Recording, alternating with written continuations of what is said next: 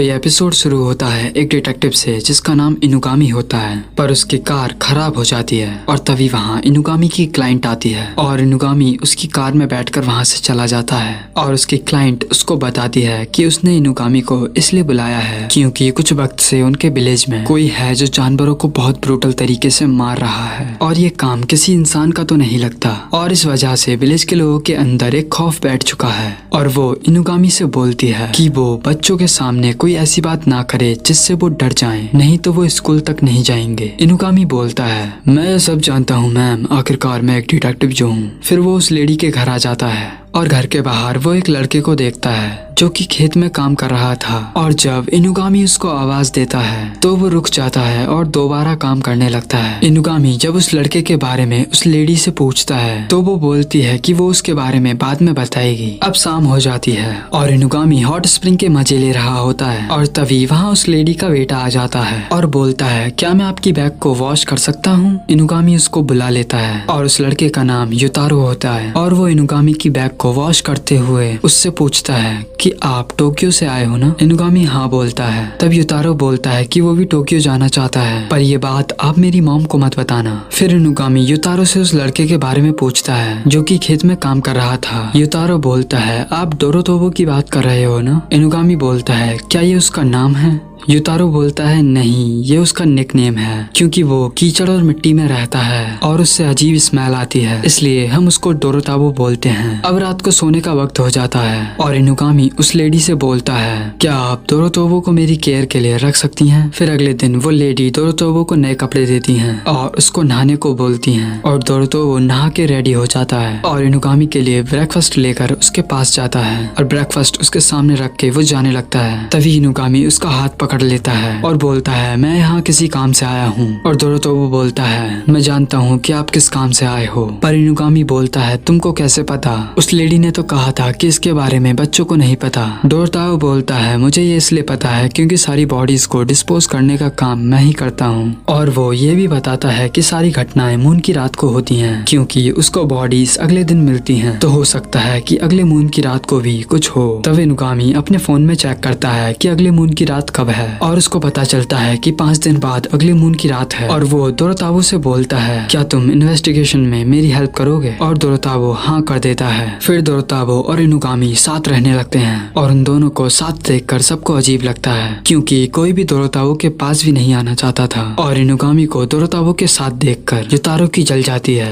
और अगले दिन वो दोनों खेत में काम कर रहे होते हैं। तब इनुगामी बोलता है, ये तुम्हारे गले में स्टोन कैसा है? तब डोरोताबो बताता है कि ये स्टोन तब से है जब से वो पैदा हुआ था और ये शायद उसके पेरेंट्स ने उसको दिया होगा। और वो बताता है कि उसके पेरेंट्स ने उसको छोड़ दिया। और जब इनुगामी उस स्टोन को देखता है तो वो समझ जाता है कि ये एक लाइफ स्टोन है और ये किसी रीजन से ही बनते हैं और वो रीजन ही इस स्टोन को खास बनाते हैं। और इनुगामी बोलता है, मुझे नहीं लगता कि तुमको ऐसे ही किसी ने छोड़ दिया होगा, जरूर कोई ना कोई वजह रही होगी। फिर ऐसे ही 5 दिन बीत जाते हैं और मून की रात आ जाती है और डोरोताबो घर के बाहर होता है, पर तभी वहाँ युतारो आ जाता है और उससे लड़ने लगता है और बोलता है, तुम टोक्यो जाना चाहते हो क्या गंदी नाली के कीड़े? मेरा सपना था मिस्टर इनुगामी के साथ जाने का। और वो डोरोताबो से बोलता है, क्या तुम भूल गए कि तुम्हारे माँ बाप तुमको छोड़ गए थे और तब से तुम हमारे टुकड़ों पर पल रहे हो? और वो डोरोताबो के स्टोन को छीन लेता है और डोरोताबो को गुस्सा आ जाता है और वो उसको एक पंच मारता है जिससे युतारो गिर जाता है। पर जब युतारो की नजर डोरोताबो पर जाती है तो वो देखता है कि डोरोताबो आधा इंसान और आधा डीमन बन चुका था और ये देखकर डोरोताबो की फट जाती है और वो वहाँ से भाग जाता है। फिर डोरोताबो उस स्टोन को पहन लेता है जिससे वो वापस नॉर्मल हो जाता है और वहाँ इनुगामी आता है और तब डोरोताबो उससे बोलता है, मैं ही तुम्हारा कल्प्रिट हूँ, मैं ही मॉन्स्टर हूँ। इनुगामी बोलता है कि मैं ये जानता हूँ कि तुम एक हाफ ह्यूमन और हाफ घोल हो, यानी एक ब्लडलेस डीमन। और तब इनुगामी बताता है कि वो भी एक किमोनो है और उसके पास भी पावर्स हैं और वो बताता है कि किमोनो इंसानों के बीच में ही रहते हैं और इस इस दुनिया में कुछ स्पेशल बच्चे पैदा हो रहे हैं जिनके पास अलग अलग पावर्स होती हैं और तुम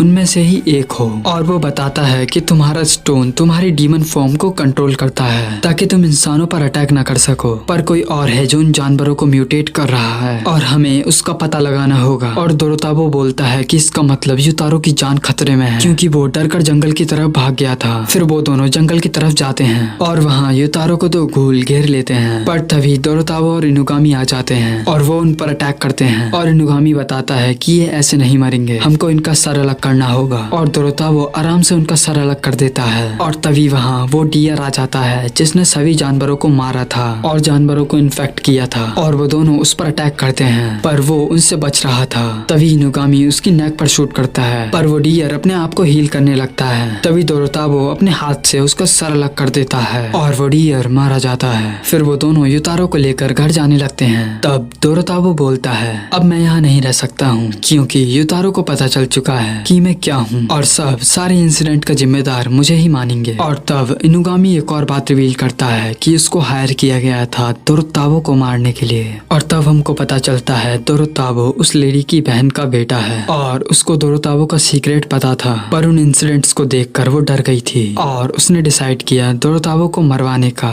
और ये सब जानकर दोरोताबो बोलता है, ठीक है अगर ऐसा है तो मुझे मार दो। और तब इनुगामी उससे उसका रियल नेम पूछता है और वो बताता है कि उसका रियल नेम है कावने। और इनुगामी बोलता है, मैं तुमसे आखिरी बार पूछना चाहता हूँ, क्या तुम अपने पेरेंट्स से मिलना चाहते हो? पर कावने बोलता है, नहीं मुझे मार दो। और वो उसको मार देता है।